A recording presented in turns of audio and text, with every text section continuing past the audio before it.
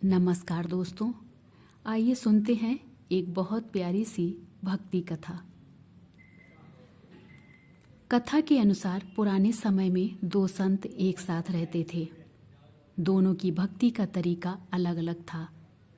एक संत दिन भर तपस्या और मंत्र जाप करते रहता था, जबकि दूसरा संत रोज सुबह शाम पहले भगवान को भोग लगाता और फिर खुद भोजन करता था। एक दिन दोनों के बीच झगड़ा होने लगा कि बड़ा संत कौन है। इस दौरान वहां नारद मुनि पहुंच गए। नारद ने दोनों संतों से पूछा कि किस बात के लिए लड़ाई कर रहे हो।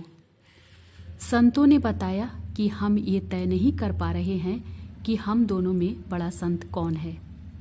नारद जी ने कहा कि ये तो छोटी सी बात है, इसका फैसला मैं कल कर दूंगा।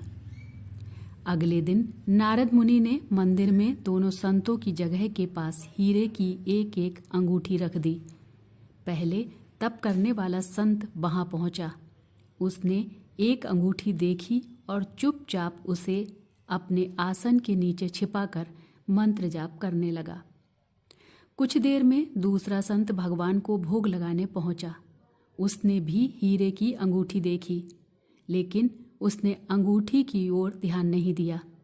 भगवान को भोग लगाया और खाना खाने लगा।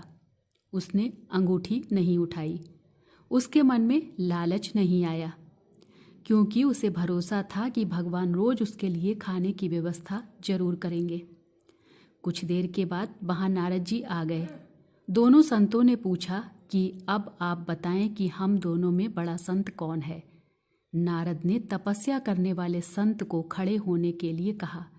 जैसे ही वह संत खड़ा हुआ तो उसके आसन के नीचे छिपी हुई अंगूठी दिख गई। नारद मुनि ने उससे कहा कि तुम दोनों में भोग लगाकर खाना खाने वाला संत बड़ा है। तपस्या करने वाले संत में चोरी करने की बुरी आदत है। उसने भक्ति के समय में भी चोरी करने से संकोच नहीं किया, जबकि भोग लगाने वाले संत ने अंगूठी की ओर ध्यान तक नहीं दिया। इस कारण वही संत बड़ा है।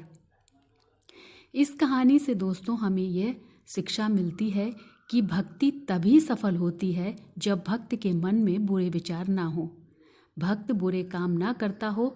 जिस भक्त के विचार पवित्र हैं और जो बुरे कामों से दूर रहता है, सिर्फ उसे ही भगवान की कृपा मिलती है।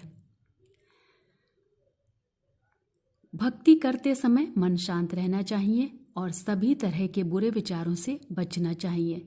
जो लोग इस बात का ध्यान रखते हैं, उन्हें भगवान की कृपा मिलती है।